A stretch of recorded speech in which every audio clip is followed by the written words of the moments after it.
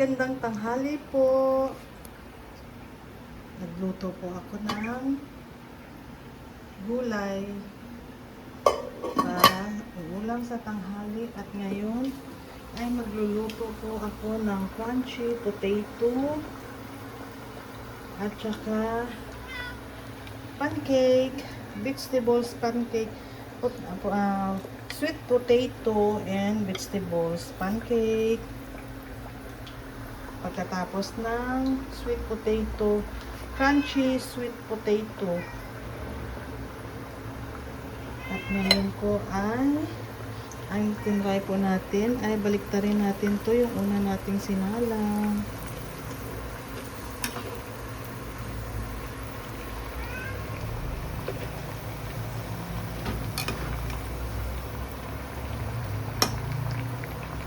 Nagluto po ako dahil magji-gym po ako.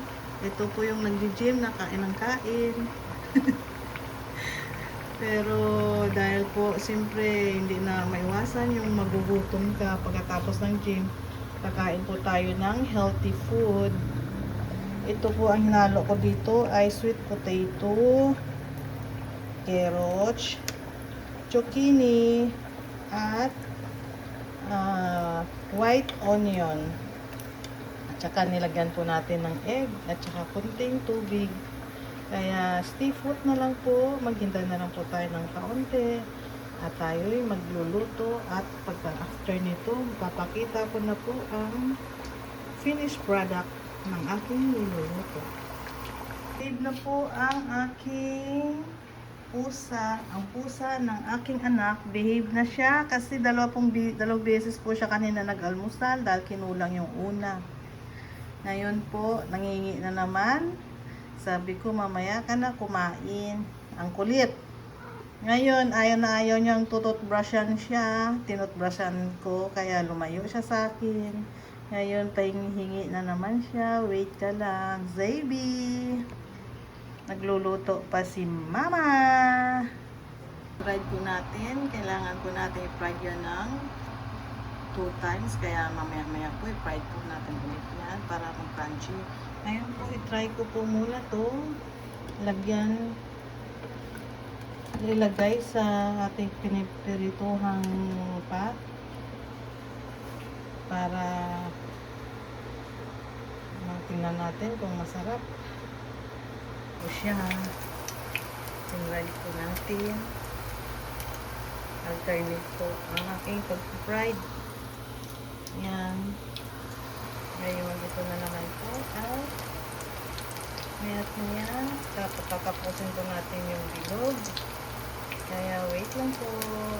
Po pala, kaya may maraming maliliit po yan. Nilagyan ko po siya ng mixers para iba ang amoy at lasa. Maging masarap lalo. Kaya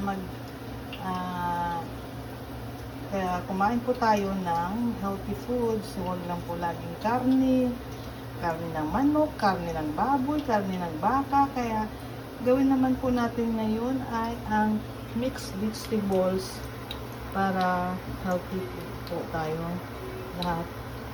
Napalagay ko po, hindi ko po siya maluluto na lahat kasi hindi po maubos. Kaya ang napitira po, ilalagay po natin sa ref at saka pwede na po natin mailuto muli. O pwede po mamaya sa gabi kung magugutom po tayo. Okay, sa aking daughter para pag kumain siya mainit-init.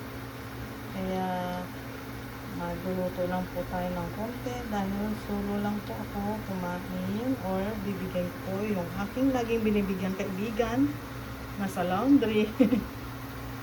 Kasi wala po dito isang kaibigan ko nasa probinsya. Kaya ito lang po ang ating luto. Ito fried ko po yan, 2 times fried. Tapos yan po. At saka kukuha lang po ng konti dito ng mixed vegetables. At yan po ang ating babaunin mamaya. Kung naiwan kong hindi pinirito, lalagay po natin yan sa ref. Sa ref lang siya muna at pwede siyang maluto ulit mamaya.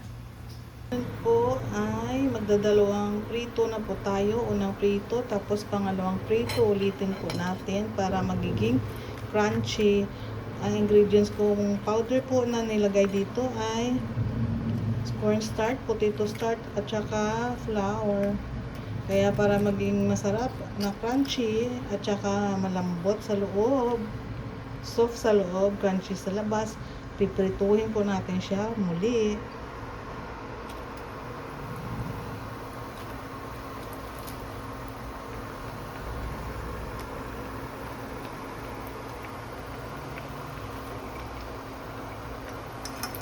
Hanggang siya po ay brown ng kaunti.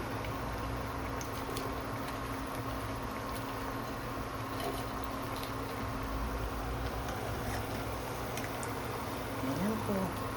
At ito po, dalawang piraso lang po ang ginawa ko ngayon kasi hindi po maubos yan. Kaya yan lang po muna ang ating pinirito at nasa ref po ang iba. For a while lang po. Po tayo ay nagpapangalawang prito. Po natin ay mag-double time dahil mabilis ang oras. Kakain po muna tayo ng lunch. Kain po kayo. So, red rice po ngayon ang aking kanin.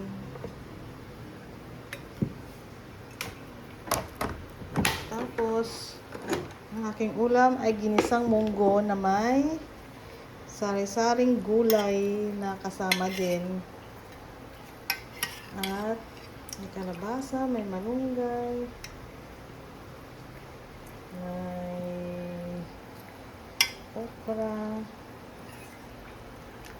may ano po siya, may karning konti, may tanglad para mabango, may sigarilyas po.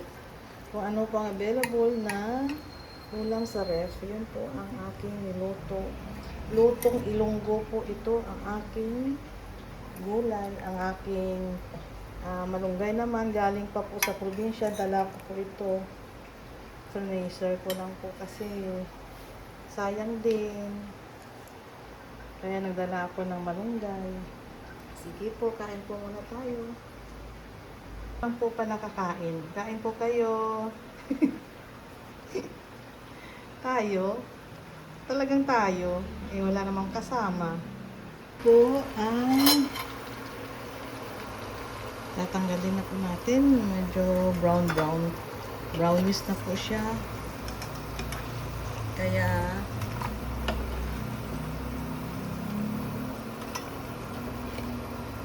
ito na po ang last natin ipiprito para maging crunchy. 2 times po siya piniprito at ilang beses ko na po inulit. Tip lang po yan sa mga gustong lumaya. Kaya ay isa lang muna para hindi kasya kasi maliit lang po yung pinipritohan ko.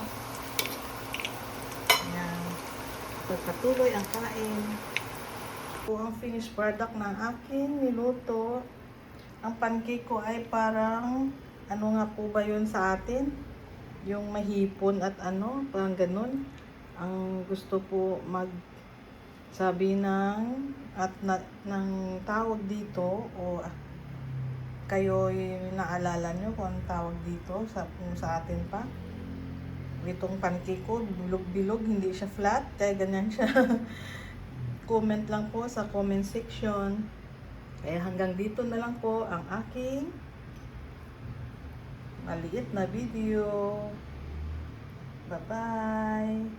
Please subscribe, like, comment, and share. Thank you.